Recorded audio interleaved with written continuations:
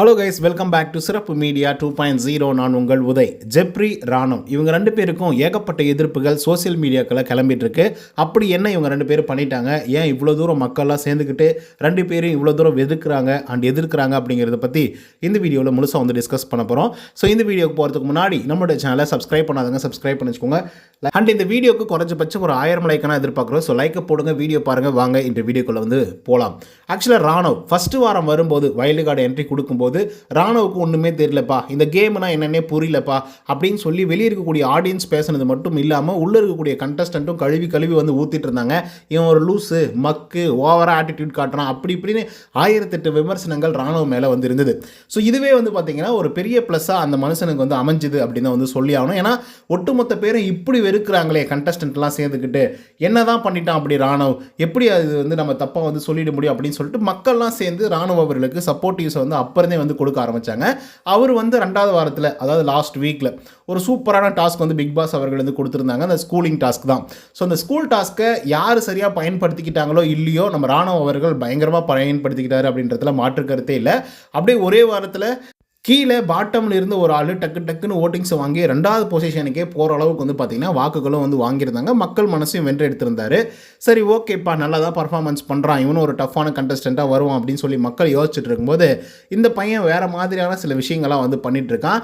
And one more என்ன அப்படின்னு பார்த்தீங்கன்னா, சில பேர் வந்து சொல்லியிருக்காங்க, குறிப்பாக வந்து ஜாக்லின் அவர்கள். ஓகேங்களா?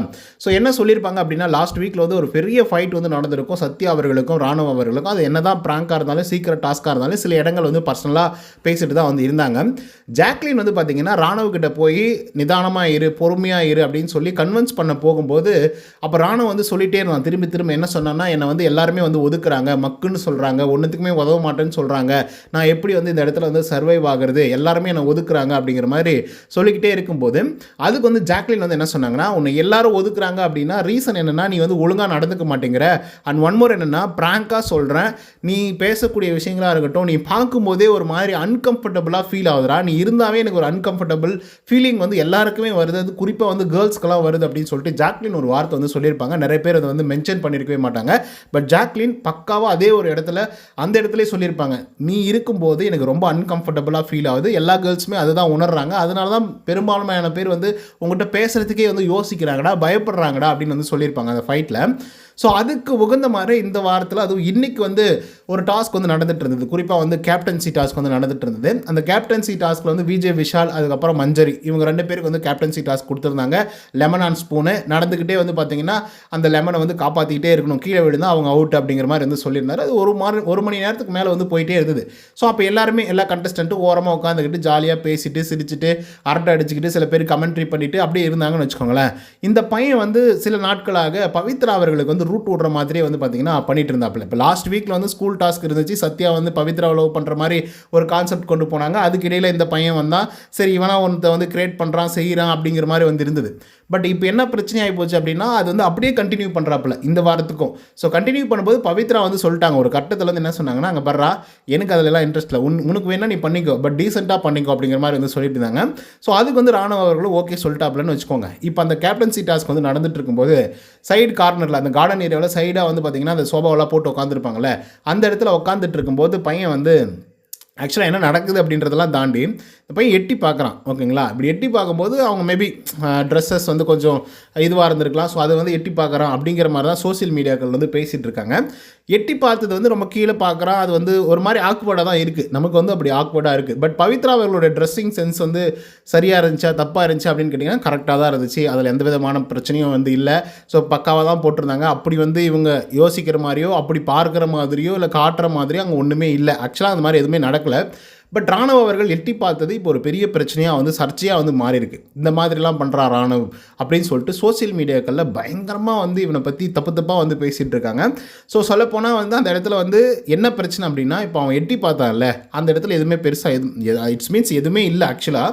ஸோ அப்போ வந்து பார்த்திங்க அப்படின்னா பவித்ரா அவர்கள் வந்து அவன் பார்த்ததுக்கப்புறம் ஒரு மாதிரி பயந்துட்டு ட்ரெஸ் வந்து அட்ஜஸ்ட் பண்ணுறாங்க. சரிங்களா? இப்போ அட்ஜஸ்ட் பண்ணும்போது தான் மக்கள்லாம் சேர்ந்துக்கிட்டு என்ன நினைக்கிறாங்க அப்படின்னா, ஓகே ராணுவ வந்து தப்பாக தான் அந்த இடத்துல பிஹேவ் பண்ணியிருக்கான் அப்படின்னு சொல்லிட்டு ஒரு விஷயத்தை வந்து கொண்டு வந்து ராணுவ பற்றி தப்பாக பேசிகிட்டு இருக்காங்கன்னு வச்சுக்கோங்க. பட் என்னுடைய ஸ்டாண்ட் என்ன அப்படின்னு பார்த்தீங்கன்னா, அந்த இடத்துல தப்பாக இருந்திருந்தால் கண்டிப்பாக வந்து பவித்ரா எப்பவுமே வாய்ஸ் அவுட் பண்ணக்கூடிய ஒரு ஆள் தான். முத்துக்குமரனே வந்து கமெண்ட்ரி கொடுத்துட்டு இருக்கும்போது அந்த கேப்டன்சி டாஸ்க் அப்போயே வந்து பார்த்தீங்கன்னா மாறி மாறி வந்து பேசிகிட்டே தான் வந்திருந்தாங்க பவித்ரா அவர்கள். இந்த மாதிரிலாம் பண்ணக்கூடாது, செய்யக்கூடாது, பேசக்கூடாது அப்படின்னு சொல்லிட்டு. ஸோ அந்த மாதிரி வாய்ஸ் அவுட் பண்ணக்கூடிய ஒரு ஆள் இந்த மாதிரி ஒரு வேலை அன்கம்ஃபர்டபுளாக ஃபீலிங்காக இருந்துச்சு அப்படின்னா அந்த மாதிரி சொல்லியிருந்துருக்கலாம். அன்கம்ஃபர்டபுளாக இருக்கடா, அது மாதிரி பண்ணாதரா, பைத்தியக்காரா, லூஸா அப்படின்னு சொல்லி திட்டிருக்கலாம், செஞ்சுருக்கலாம் அப்படின்ற மாதிரி வந்து தோணுது. பட் அவங்களே அது ஒரு வேலை தெரிஞ்சும் அக்செப்ட் பண்ணிக்கிறாங்களோ அப்படிங்கிற மாதிரி வந்து தோணிட்டு இருக்கு. அது வேறு விஷயம்னு வச்சுக்கோங்களேன். ஸோ இது ஒரு பக்கம் வந்து ராணுவ பற்றின ஒரு இன்ஃபர்மேஷன். இன்னொரு பக்கம் ஜெப்ரி. ஸோ ஜெப்ரியை பற்றி நானே ஆக்சுவலாக ஒரு வீடியோ போட்டுன்னு தான் நினச்சிட்டு இருந்தேன். நேற்று ரியா அவர்கள் எவிக்டாக வெளியே போகும்போது கூட என்ன சொல்லிட்டு போனாங்க அப்படின்னா, ஜெப்ரி நமக்காக நீ மட்டும் தான் இங்கே இருக்க, எனக்காகவும் சேர்ந்து நீ வந்து கேம் ப்ளே பண்ண அப்படிங்கிற மாதிரி சொல்லிட்டு போனாங்க. அது என்ன அர்த்தத்தில் சொன்னாங்க அப்படின்றதெல்லாம் எனக்கு ஆக்சுவலாக புரியல அண்ட் தெரியல. என்ன அர்த்தத்தில் ரியா அவர்கள் வந்து இந்த மாதிரி ஒரு விஷயத்தை வந்து ஜெப்ரி கிட்ட சொன்னாங்க அப்படின்னு சொல்லிட்டு. ஆனால் ஜெப்ரிக்கு ஏதோ ஒரு நம்பிக்கையை வந்து அவங்க வந்து ஊட்டிட்டு போயிருக்காங்க. ஓகேங்களா? அதே மாதிரி விட்டுட்டும் போயிருக்காங்க. ஜெப்ரி ஏதோ ஒன்று பண்ணி நல்லா கேம் ப்ளே பண்ணி வின் பண்ணிட்டு வாடா அப்படின்னு தான் சொல்லிட்டு போகிறாங்க ஜெப்ரி கிட்ட. ஸோ ஜெப்ரி என்ன பண்ணுறாரு இப்போ நாளடைவில் கொஞ்சம் கொஞ்சமாக அப்படின்னு பார்த்தீங்கன்னா, ஃபஸ்ட்டு ஒரு 2 வீக்ஸ் வந்து அவர் மேலே பயங்கரமான கம்ப்ளைண்ட்ஸ் வந்து வந்துருந்தது. அதுக்கப்புறம் ஒரு 1 or 2 வீக்ஸ் வந்து அமைதியாக இருந்தாப்புல ஒரு கரெக்டாக வந்து கேம் ப்ளே பண்ணிட்டு இருந்தார். எந்த இடத்துல வாய்ஸ் அவுட் பண்ணுமோ அந்த இடத்துல வாய்ஸ் அவுட் பண்ணிவிட்டு, எந்த இடத்துல பேசக்கூடாதோ அந்த இடத்துல அமைதியாக இருந்துட்டு, அவருக்கு ஒரு ஸ்பேஸ் வரும்போது மட்டும்தான் அவர் வந்து அடித்து நவுத்துவாப்பில் ஜெப்ரி. அதுக்காக தான் இவ்வளோ ஃபேன்ஸ் இருக்காங்க. அண்ட் ஒவ்வொரு தடவையும் எபிசோட்லாம், அதாவது விஜய் சேதுபதி சாரோட எபிசோடெலாம் எழுந்திரிச்சு நிற்கும்போது பயங்கர கைத்தட்டல்கள்லாம் வரும். அது உண்மையான ஃபேன் பேசஸ் தான் ஜெப்ரிக்கு. ஸோ இப்போ என்ன பிரச்சனை அப்படின்னு பார்த்தீங்கன்னா, இப்போ நாளடைவில் வந்து மறுபடியும் பழைய ஜெப்ரி மாதிரி ஆகிட்டாரோ அப்படிங்கிற மாதிரி வந்து தோணுது. இன்றைக்கி 24/7 நானும் பார்த்துட்ருக்கேன். எல்லா நேரங்களிலும் பசங்க கூட டைம் ஸ்பெண்ட் பண்ணுறதை விட எப்போ பார்த்தாலும் சௌந்தர்யா கிட்ட தான் வந்து இருந்துகிட்டே இருக்காப்புல. சரி சௌந்தர்யா கிட்ட இருக்காப்புல, சரி நல்லா இருக்காப்புலையா அப்படின்னு கேட்டிங்கன்னா மடியில் சாஞ்சு படுத்துக்கிறது. அந்த பொண்ணு கேப்டன்சி டாஸ்க் வந்து நடந்துட்டு இருக்கும்போது 2 பேரும் ஒன்றா உட்காந்துக்கிட்டு அந்த பொண்ணோட தலையை பிடிச்சி கீறிட்டு இருக்கிறது. ஸோ இந்த மாதிரி நிறைய விஷயங்கள் வந்து பண்ணுறான். ஓகேங்களா? அப்புறம் இந்த மாதிரிலாம் பண்ணுறான்னு வச்சுக்கோங்க. ஸோ இது வந்து கண்டிப்பாக சௌந்தர்யாவுக்கு தெரிஞ்சு தான் நடக்குது. சௌந்தர்யாவும் அதை வந்து அக்செப்ட் பண்ணுறாங்க. அதெல்லாம் வேறு விஷயம்னு வச்சுக்கோங்களேன். இது வேறு விஷயம். பட் எண்ட் ஆஃப் தி டே மக்கள் பார்க்கக்கூடியவங்க இருக்காங்க இல்லையா? ஸோ அவங்க வந்து என்ன மாதிரி ஃபீல் பண்ணுவாங்க? ஸோ இதெல்லாம் கரெக்டாக தப்பா அப்படிங்கிற யோசனை வந்து ஜெப்ரிக்கு வந்து இருக்கணும். நம்ம எந்த இடத்துலேருந்து வந்திருக்கோம்? சில யூடியூப் சேனல்ஸ்லேருந்து அவங்களுடைய வீடியோஸ் எல்லாம் காட்டுறாங்க. அவங்களுடைய வீட்டு நிலைமை, அவங்க அம்மா அதை பற்றிலாம் சொல்கிறாங்க. ஸோ நம்ம எங்கேருந்து எங்கே வந்திருக்கோம், என்னவாக வந்திருக்கோம், எதுக்காக வந்திருக்கோம் அப்படிங்கிறத அப்பப்போ மனசை வந்து புரிஞ்சு நடந்துக்கிட்டால் நல்லாயிருக்கும்னு தோணுது. ஏன்னா லவ் பேர்ட்ஸாக உள்ளே சுற்றிட்டு இருக்கிறவங்களே வந்து பார்த்திங்கன்னா எவ்வளோ டீசென்சியாக மெயின்டைன் பண்ணுமோ அவ்வளோ டீசெண்டாக வந்து இருந்துகிட்ருக்காங்க.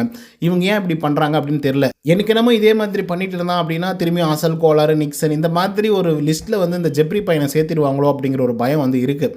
ஸோ அவங்களெல்லாம் விட இந்த பையன் எவ்வளோ நல்ல பையன் தான். ஸோ திரும்பி அவனுக்கு வந்து ஒரு வழிகாட்டுதல் இல்லாமல் வந்து மறுபடியும் அதே பண்ணிட்டு இருக்கானோ அப்படிங்கிற மாதிரி வந்து தோணுது. கண்டிப்பாக இதெல்லாமே வந்து விஜய் சேதுபதி அவர்கள் வந்து அட்ரஸ் பண்ணணும். ஸோ ஆல்ரெடி வந்து பார்த்திங்கன்னா பிக் பாஸை வந்து தடை பண்ணணும் அப்படின்னு சொல்லிட்டு அங்கங்கே போராட்டங்கள்லாம் வந்து பண்ணிகிட்ருக்காங்க. இரட்டை வசனங்கள் வந்து பேசுகிறாங்க, தேவையில்லாத விஷயங்கள்லாம் பண்ணுறாங்க, ரொம்ப ட்ரெஸ் எல்லாம் ரொம்ப கேவலமாக வந்து ட்ரெஸ் பண்ணுறாங்க அப்படிங்கிற மாதிரிலாம் வந்து பேசிகிட்டு இருக்கும்போது இந்த மாதிரி விஷயங்கள்லாம் தவிர்த்தா நல்லாயிருக்கும் அப்படிங்கிறது தான் என்னுடைய கருத்தாகவும் இருக்குது. ஸோ இதை பற்றின உங்களோட கருத்துக்கள் என்ன அப்படிங்கிறத கமெண்ட்டில் சொல்லுங்கள். இந்த வீடியோ உங்களுக்கு வந்து பிடிச்சிருந்தா லைக் அண்ட் சப்ஸ்கிரைப் பண்ண மறந்துடாதீங்க. இன்னொரு தவணை சந்திக்கிறேன். Until then bye from Uday. நன்றி, வணக்கம்.